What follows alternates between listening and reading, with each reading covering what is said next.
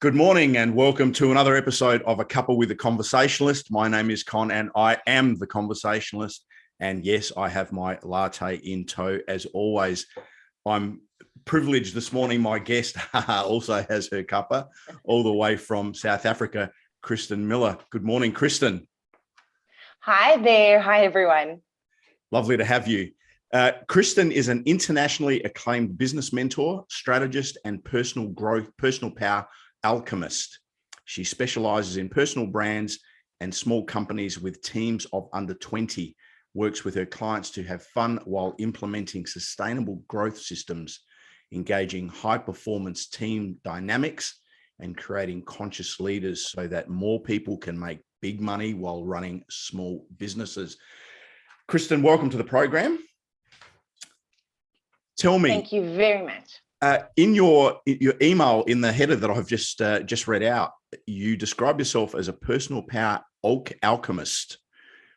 Tell us, what is an alchemist? How do you see that? For sure.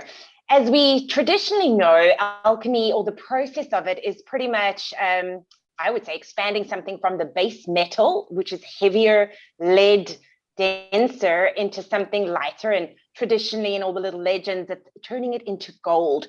So I like to think of all of us as humans, we're already the diamonds. Sure, sometimes we're a bit unpolished or we need a bit of brillianteering, to use a term used in the diamond industry. And I love to say that so much of who we think we are is based on our subconscious mind, and that affects our energetics, literally just the energy. Not just, ooh, I've got lots of extra, and not just in terms of health and vitality, but physically the energetic signature that we radiate out into the world.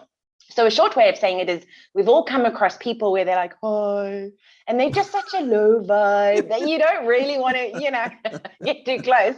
And then we come across people where others would say, wow, there's so much charisma and passion and energy in this human, great. I want to hang around him or her and glean from it, etc., etc.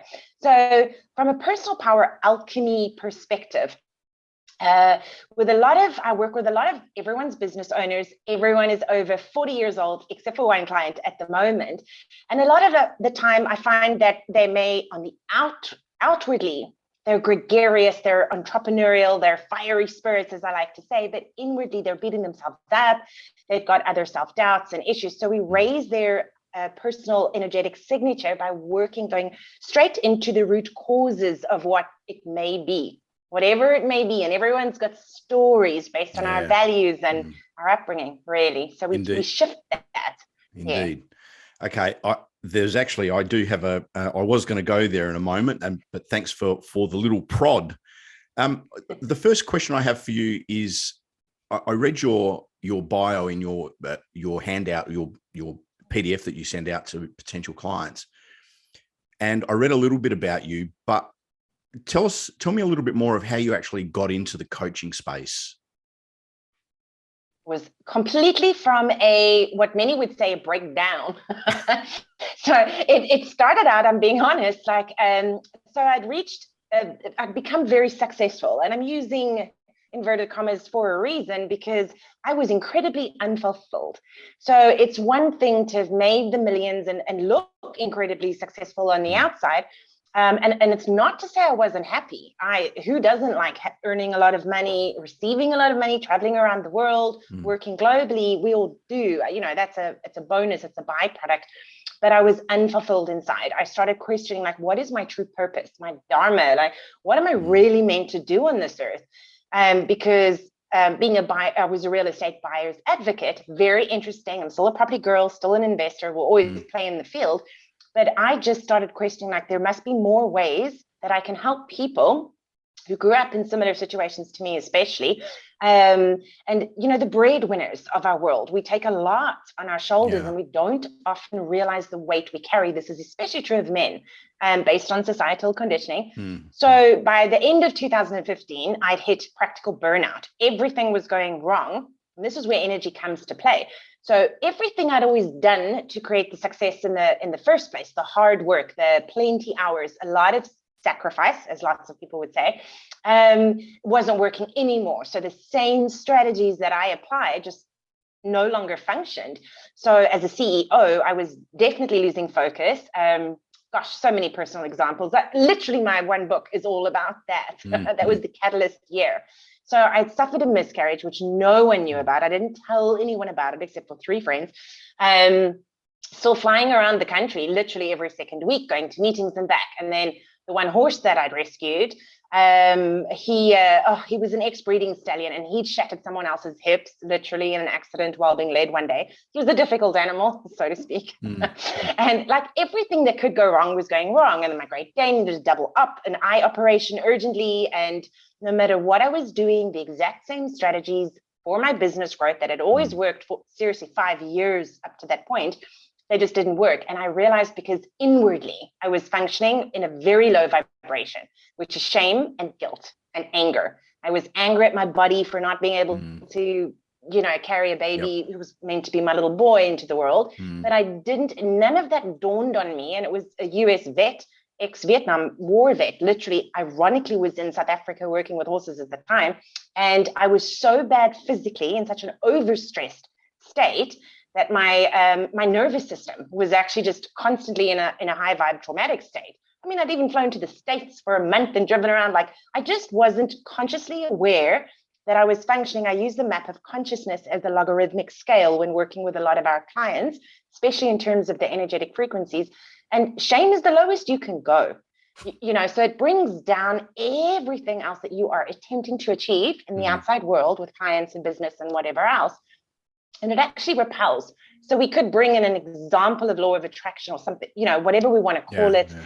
And I was just basically, I was harming any outside efforts to achieve the same success that I always done. And it's all rooted in shame, guilt, and also a complete lack of fulfillment. So not quite happiness, but fulfillment. Yeah. That became my thing. Yeah. Okay. Your typical clients in your PDF, you talk about 90% of them are 6 to 8 figure business owners. Now, I look at 6 to 8 figures, and I'll take it at the low end. 6 figures can be 100K, and 8 figures is 10 mil.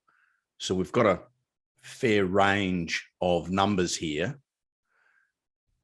The challenges that a 6-figure business owner faces, as opposed to get them to the stage of 7 figures, I would suggest would be different to the roadblocks or challenges that a business owner on 7 figures to go to 8 figures. Let's start with the 6 to 7. Typically, what do you see are the biggest or the most common roadblocks to get to that level? It's mindset. It sounds like such a cliche, but I love to call it breaking through the $1 million barriers. And it's usually mindset. Somewhere within, it's very commonly, not always, rooted in I'm actually just not good enough, or a core wound of unworthiness in some way it plays out.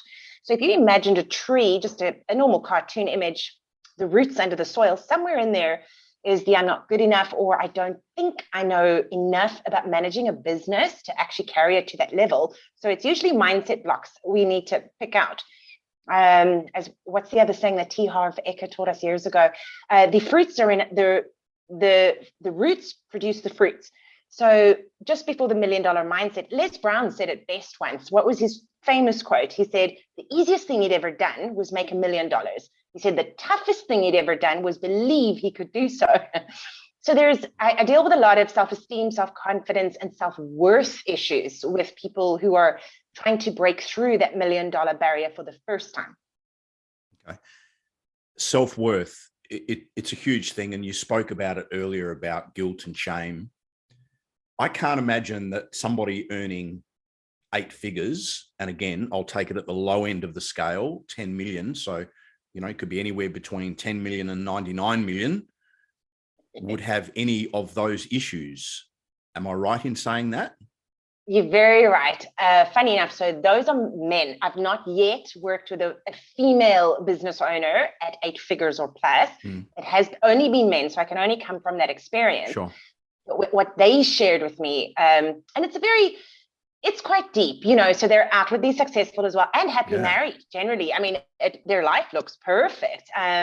It really does. I think my life would be looking perfect at 8 figures. I'll give you the big tip. Yeah. I agree. And I'm not there yet myself. So I'm also working towards that. I like to say my 8-figure awesomeness. I'm not there. I'm very honest about that. But so what they tend to share with me is they still have a harsh self-judgment, that inner voice, the inner critic still speaks to them. When I ask, and then we're in conversation, they say, but they're still afraid of failure. So there's a fear of failing. And it stems often from childhood. Like, I posted about it recently on LinkedIn. It could have been something as small as their dad repeatedly telling them you're lazy, you'll never amount to much, or their mother saying that you will never be considered educated unless you go to university. So there's 2 real life examples I'm just sharing.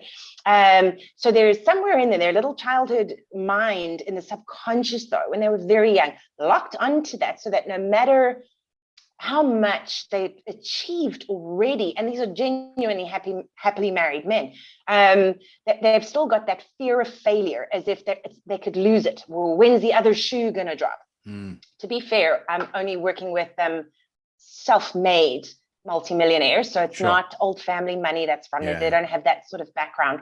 But the fear of failure and the harsh inner critic just saying, but you're still not good enough. Your wife could leave you at any time, or your business could fail at any time. And then we get to work through those sorts of issues in the personal power alchemy sort of sense of the way. I find that fascinating, that at 8 figures, they would have a fear of failure. And so is it a case of striving for more to fill that void? Is that what it is? It's often that way. I was surprised as you are the first time a awesome man shared that with me, that the fear of failure was still in the back of his mind, no matter what new product line they launched or service suite or something like that, for example. And then when he explained it further, I got an idea, and it does relate to, and for example, this particular client came from a drug addict, mom and dad, and a split. His mother was a drug addict and alcoholic all his life, growing up. And when we really dive deep, and yes, I do bring, I promise you, proper trained psychologists are on my guest panel expert suite. I don't play psychologist. And I've done a lot of research like you. I'm a student still, and I'm studying neuroscience at the moment. So there's a difference between what we call the brain-based habit sets and thought pattern loops.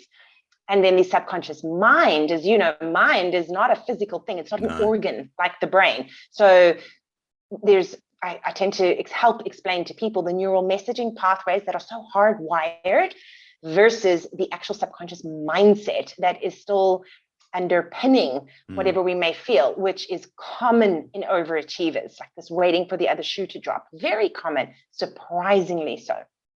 Goodness me. I can speak from my experience. What I found quite fascinating was when I was running a successful business, I had no fear. Like, I felt bulletproof.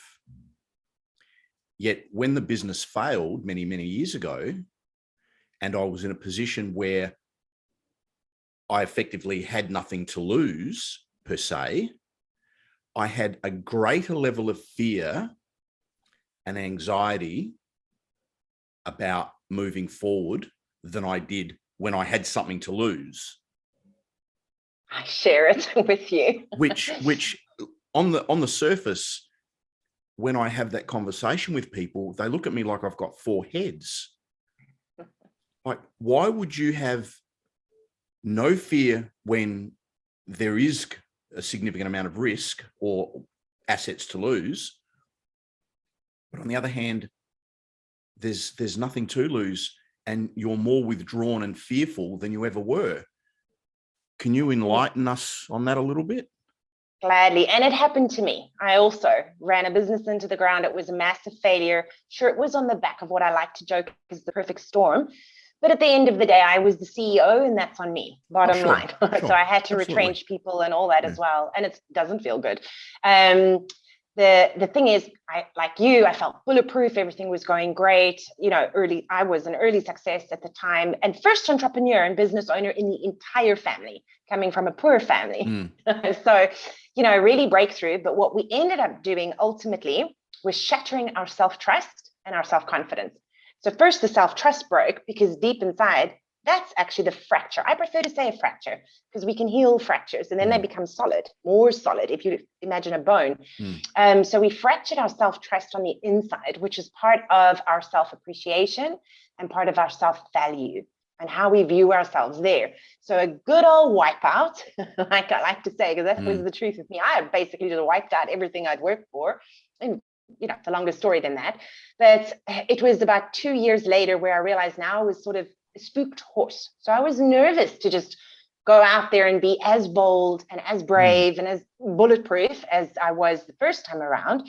And it took a mentor to guide me through the self-trust issues, which we feel in the sense of we've got confidence, like we've done well before, but it's not the same and it's not at the same level. So that's where the fears start peeking out their little heads like, yeah, but you stuffed up this time around, so be careful not to do it again. So we're a little bit more spooked horses, the best way I can describe it. We're still a thoroughbred. We're still happy to run the race. We're still, happy to do our thing. We're just a lot more wise, some would say. But I also say it depends on the self-trust. Like I'd shattered mine. And that's exactly the words I used to my mentor. Because he said, but you used to deal with people at such high levels of, when I was in high net worth individual investment space. So what is stopping you in this world, in this new business that actually fulfills your heart, mind, and soul? What is slowing you down? So for me, it was the fear of going public, because deep inside, I had fears of being ridiculed and criticized. For example, like, what do you know, Kristen? You know how to break a business. What do you know now? Where in truth, as you know, that's the experience that actually adds to what we offer. It doesn't detract. It's just the way we were taught. And the fear of judgment and ridicule and criticism, because we got it when we failed. We didn't need anyone else to tell us how bad we felt, although it happened with family and friends and whatever else in the immediate circles, right? So it was the self-trust factor. A number of coaches, pardon me, a number of coaches that I've worked with, one of the strategies that they use is, when we talk about self-doubt, is what achievements have you had in the past? Your list of your achievements, irrespective how big or small they are, in terms of building up that self-worth. Now, are you suggesting that that's still the right strategy, or yeah? I do. I believe in that. I think when someone is that low, it's very good to remind each other of all the previous successes. I've shared about it on Facebook before, but I remember using the words like, no one else, and this is the bottom line, no one else can ever take our successes away. What we accomplished, whenever we accomplished them, they're there to stay. We did it.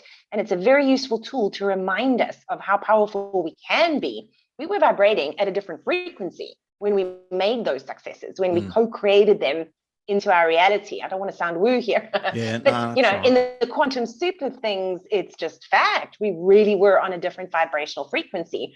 It's before we got burnt, so to speak.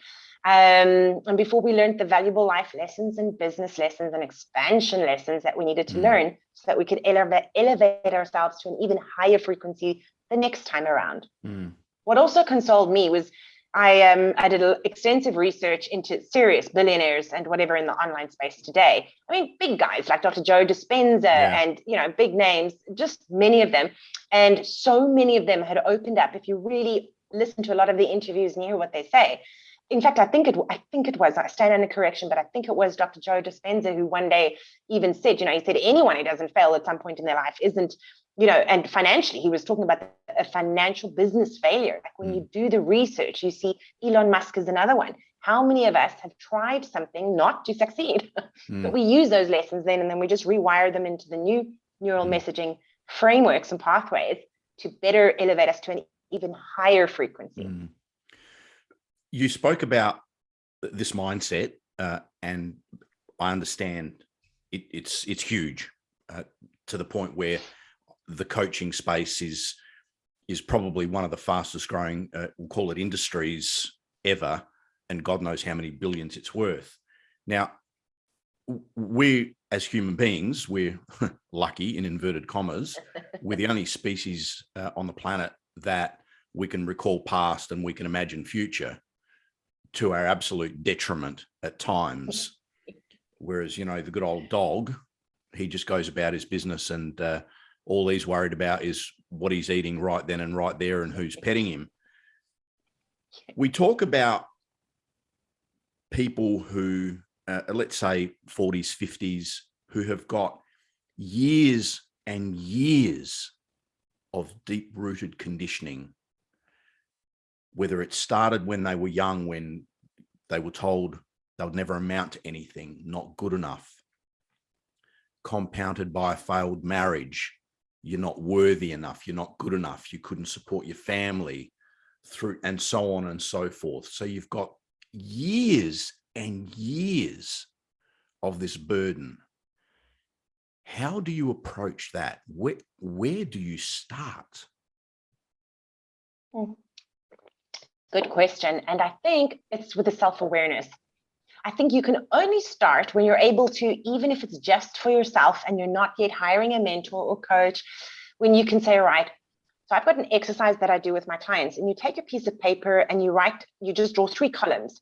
So on the left, it's your current day results that you're not happy with. So maybe one of them is, I'm not making enough money. Just for example, that's the first column. And the second one, now you've got to really think and get introspective and go, what is the belief system or the belief set, whatever? There's a belief in you somewhere. Yeah. There's a story somewhere that is creating those results. And then what I like to say to people on the third column is, who gave it to me? That's the heading. Because when they really go back, if we know this, that we're only born into this world with 2 fears, the fear of loud noises and the fear of falling. That's it. Everything else is a learned behavior or thought loop or pattern or belief system. Absolutely everything else we've got. So then you go back to who gave it to you. It's not only mom or dad, for example. I deal with a lot of foster kids as well. Not that many, but a few, and I'm passionate about that whole side of things. But often it's a church authority figure. So it depends on your religious upbringing as well. Was it a pastor or a priest? And I've shared recently on LinkedIn about this. For me, I was told I'm going to go to hell because I was a rebellious teen.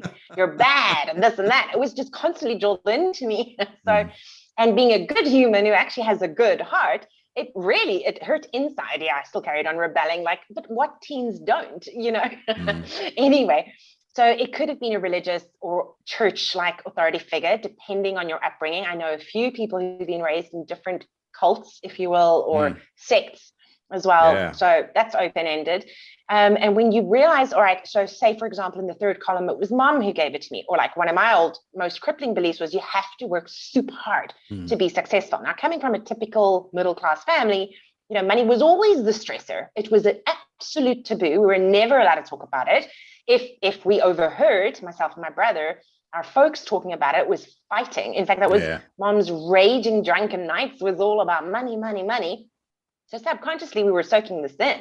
Like, money's just a bad thing. Yeah. And then as well, you've just got to work super hard for it. But then you write down who said that. Like, was it dad? Was it mom? Was it Pastor Pete? Was it a school teacher? This has come up that it was a school teacher in grade 4, say standard 2 in the English way, that, for example, told you you're stupid, you can't do maths, you'll never amount to anything. Like, it could be so many things, but you just write down all those beliefs that are producing the results. And it's a great way to start. It's a fun little simple exercise. And then in your mind and your imagination, now you're going to use intention and imagination, you get to hand that cloak off. I like to say to my clients, imagine you've chosen to wear that cloak. You weren't aware of it, and that's okay. You were a kid or a youngster, a young adult. You didn't know any better, that's all. Now that you know that that belief belongs to mom or dad, the church guy, the teacher, whoever. Take the coat off, give it back to them. Reclaim authority in your mind again, because now you're an adult and you can start making better choices. So that's where the self-awareness comes in. It could be that there's another exercise I do with clients, triggers and tolerations. Like, what are we tolerating in life that we're not actually happy with, but we're playing in our comfort zone? For example, I'm not earning enough through the business. I'm tolerating accepting clients, and I'm just pulling figures here at $3,000 per client. But what would you really want? What would you really prefer? Maybe you want to charge $10,000 per client, for example. So you've got to start shifting up that comfort zone, a toleration, because the old saying stands true here: be careful what you get good at too. Yeah. Because you can get really good at developing bad habits as well, and tolerations. So it's not to say they're bad, but you're tolerating it, or disrespect from someone in your workforce, for example. And then triggers. My mentor, he said it openly when he was first working us through one of these exercises. He said, what pisses you off? Like, think about it. He said, what really triggers you? Just write those down. So I had 3 at the time. Funny, mine was dirty kitchens. So silly that I really can't stand crumbs everywhere in a kitchen. Don't know why. Then he made me work through all of that, because it sounds so ridiculous, right? I'm like, what is it with me? Am I really OCD? I really started questioning myself. That is hilarious. And it was because as a youngster growing up in such instability, I had a need to control everything around me. Like, I felt out of control, and I didn't like feeling out of control. It's not comfortable for most people. You know, it's the art of letting go, as we know, but that little childhood need, like, I needed everything in order and everything had to be in its place, because as a youngster, we were moving around, gosh, I think it was 13 homes in 17 years. We were told dad's forever finding a job because he couldn't keep a job. Mom was a drunken alcoholic. So whenever she couldn't cope, it was raging, all up fights and car crashes. Yeah. Oh, don't worry. We love each other. I promise you. I say it with absolute love, grace, and gratitude. Now, I wouldn't change my upbringing for the world. Honestly, it formed me into who I am today. But, you know, Mum's wonderful, and she hasn't drunk for ages. And I cannot imagine the power of those demons she had to overcome, both habitual behaviors and self-loathing. She had self-loathing. She tried to commit suicide 7 times too. So, you know, we worked through all of that. And it's actually thanks to her that I've got my absolute love for trying to understand human nature. You know, what makes us really tick. So I'm grateful. We are a combination of our experiences, aren't we? And we take an experience out, and we can't be who we are and the path that we're on. Just to wind up, Kristen, I could talk to you for days, and it's funny, you and I had a quick catch up a few days ago or last week, and I reckon we spoke for about half an hour, and I thought it was 5 minutes. In your PDF, again, I'll just reference that. You mentioned what worked 2 years ago won't work going forward. Just for the benefit of the listeners and viewers, can you just give us a couple of strategies perhaps that weren't or were working that won't work now, and what they can do moving forward that will work? For sure. I see this especially in the marketing world, like online marketing and digital marketing. So what worked before COVID, what I mean by that, like it wouldn't generally work today, is we were very much more business focused. So it's very easy for us, especially solopreneurs. And I work with a lot of personal brands. It's my favorite, you know. So initially, especially the over 40s, because I bet most of us are raised, especially women, it's never a good thing to appear boastful or bragging about any accomplishments. It's just like a bad thing. So sharing personal experiences used to be frowned upon. Sure, it was accepted in some circles, but it used to be frowned upon. Whereas if you're looking for higher engagement and to attract your ideal audiences, to get your dream clients, if you will, the whole ICA thing, ideal client avatar, it's actually quite the opposite. Being able to openly share and be vulnerable and be genuine and authentic in your messaging. Now, there's different ways to do this and different strategies depending on if you're selling services or products, etc. But I have honestly found it, and I work with a lot of thought leaders in the space. I learn from them. I'm always learning. And working with a lot of my clients, it's about when you're truly honest with yourself and you're able to honor your gifts and talents. Never mind the skills you still bring to the table for your clients, however you serve them. It's actually an honor to be able to stand up proud and confident. So I don't mean arrogant, but confidently and speak about these successes, but how you mix your content spread throughout all the platforms, wherever you're sharing it. Now that's where the strategy comes in. Because if you're only sharing your wins and successes or client wins and successes, now you may come across as arrogant or boastful or whatever. So you mix it strategically. A good example, just yesterday, I was in a conversation with someone in New York. He's a financial planner, CFP. And somehow we got into one of the products that he was selling, which is long-term care insurance. I don't know if there's any product like that in Australia. I know there isn't in South Africa. So that the adult children of elderly parents can take out, like literally plan for and fund the in-home cares and nurses and instead of having to send them off to a nursing home. So we got on that subject. So today on LinkedIn, instead of the scheduled post, sorry, Pippa, she's my social media coordinator. I canceled that. And it was just relevant. It was heartfelt. It was an inspired post. I shared a photo of my dad in the in the ambulance, you know, and I'd never shared that on LinkedIn, but it is a good way. The amount of messages I got in my inbox because of that, people now, wow, all of a sudden they're connecting to you on a human level. So one of the things I like to say in the old days, B2B and B2C are two acronyms or terms that we're used to. I say, I don't care about that. I think we're in the P2P industry now, which is people to people. We're people to people. So, because even business owners are humans, they're dads, they're husbands, they're brothers and sons. Same thing for the woman. We're moms. And I think that strategically sharing your content across 5 categories that I teach my clients, especially if they're a solopreneur, is really helpful. You've got to be confident enough to ask for the sale for sure. Those are the promo posts, but sharing different insights and behind the scenes stuff, like I just shared now, which I'd never done before, about a miscarriage, you know, the catalyst in May 2015, that it took me months to realize that was the catalyst. Literally, it took me over a year to understand that just, created a whole new level of self-hatred at the time. I got to be honest, you know, I was angry at my body. But anyway, so it took me a lot of, there's the healing and the harmony that we got to work through too. And because we're doing that, the physical energetic signature, if you can imagine auras like you see in post, but this is science too. I've got actual science, if you take MRI scans and stuff like that it shows. You just start vibrating at a higher frequency. So I like to say, let's try and get you to a point of lightness and levity. And that's taking the weight off. And it's a non-tangible weight, but it's tangible and palpable in the real world because you're carrying so much heavy stuff, you know, from past. Baggage. And until I could, baggage. Everyone has baggage. Yep.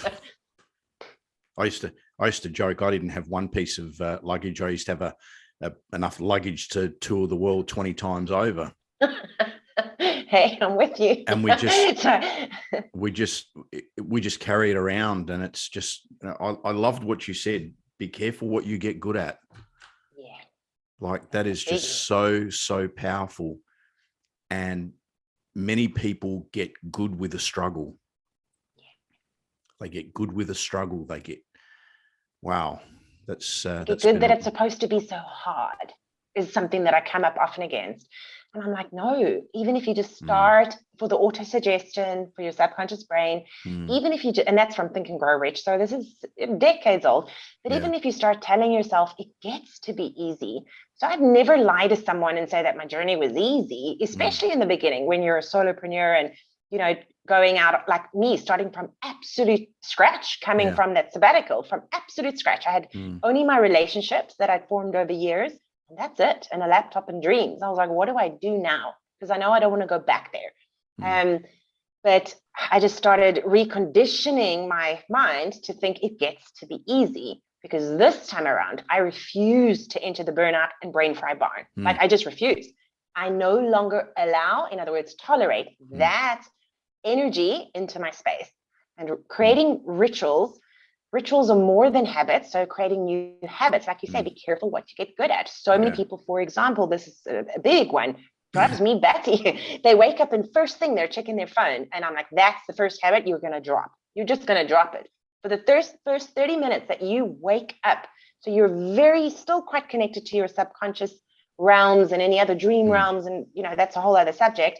Just don't. And it's one of the rituals that changed my life. Especially being a busy ex-CEO, you know, of the old business, I would just check the emails, check whatever. Nowadays it's social media scrolling. I just say, no, now you create a wake up ritual. meaning no matter what time you wake up. So I'm not asking you to create a habit. I'm asking you to create a ritual. So whenever you wake up, say it's from a power nap in the afternoon, or say you had a rough night the night before and you slept till 11 a.m. Gosh, I don't know. But make a ritual around your first 30 minutes. What are you going to do then? Are you going to sit quietly? Just journal a few notes? Are you going to set an intention for the day? Like how are you going to just think about what is my intention for today? Today, I get to show up to be my best self. And it's okay if our best is different on different days. We all have bad days, but it's how we flip the switch, so we become responsive and not reactive. So when we find the solidity, the alignment within, I promise you, you're unstoppable. Success doesn't belong to us. We're cosmic beings having a human experience. So I do a lot of Shaolin monk stuff and funny rituals that people can choose. I like to say you can take it or toss it. Sure. The choice is always yours. But I can only share what helped with me. And I was in a bad state. He tried acupuncture on me and he said, "You're so bad." He refused to bill me for 6 weeks when I was working through my healing. It was interesting. So I'm curious. Excuse me. I'm curious. Speaking of rituals, would you be open to share perhaps what your first 30-minute ritual is? Yeah, for sure. And I get it's not for everyone, but even my dogs knew you don't bug mama when she first wakes up. So the first thing was a cup of coffee. All right. I'm not a tea drinker, but I was feeling really guilty because my friends tease me. I get up in the morning and the first thing, it's almost like my eyes are still closed and I turn on the coffee machine.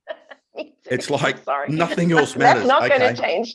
Phew, okay, so the first thing I do is put on that coffee machine. I'm 100% with you. But that's just me. Like, I don't like tea. I know it's healthy for you. I'll drink green tea, but that's it. That's the extent of my tea enjoyment. Okay, you got to do what feels good for you. I'm a coffee drinker. I got one tick in the box. Right, keep going. Yeah, coffee first. And even my dogs, I swear to God, would not get out of bed because they knew Mama's still, doing her wake up thing. So my ritual was then I sit down and it's a plain exam pad or notepad. I've got a journal, but you can do it on paper if you don't have a journal. A lot of men aren't into journaling and that's okay. But I like to say that when we write, so I'm talking writing with a pen or pencil, when we write, we invite. It's a cognitive process as well. So there is science behind it too, but it's not typing. I don't want any digital devices on. So then I'll just write and I'll journal, like free flow thinking. I've just woken up. I'm sitting with my first cuppa for the day and I'm just free flow thinking. Did I have a funny dream? Like sometimes that happens. I have a really wacky dream. I'm like, whoa, okay, what was that about? And I'll just sort of journal it out. Or if there is a pressing matter that I'm actually kind of concerned about, I just write it through because the ideas start flowing to you. You really are connecting with I like to say, divine field of infinite intelligence there. So there's more. We learn to access help from let's just say unseen sort of forces in the universe. The quantum soup. I like to say it that way. We can access the quantum field even while we're waking up. So I'll journal it out. And then I love to set an intention for the day. And I swear it can be as simple as on that day. It could be just like complete this one task, just one, as in Kristen, show up for this meeting in your full power. So but an intention has to be based on an emotional state of being. So I want to show up for X meeting feeling joyful or inspired or zesty, like, full of life. But I'll try and attach an emotion to it because our emotions are the superpowers. These are the attractors of our lives. Sometimes the intention could just be a better human to my partner. Just for that day. Like you can make it whatever you want. It totally depends on you.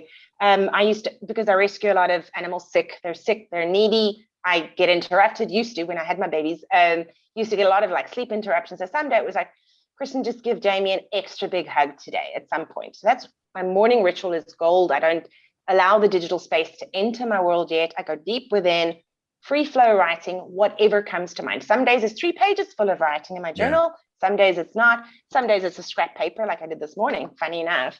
But it's just allowing these thoughts to flow through because your subconscious mind is actually trying its best to help you and keep you safe. So it's just about realigning them. And then another ritual I do, I'm a big afternoon napper, especially because at the moment, working with a global client base, my hours are really wonky for a lot of the time. So I'm super disciplined Monday to Thursday.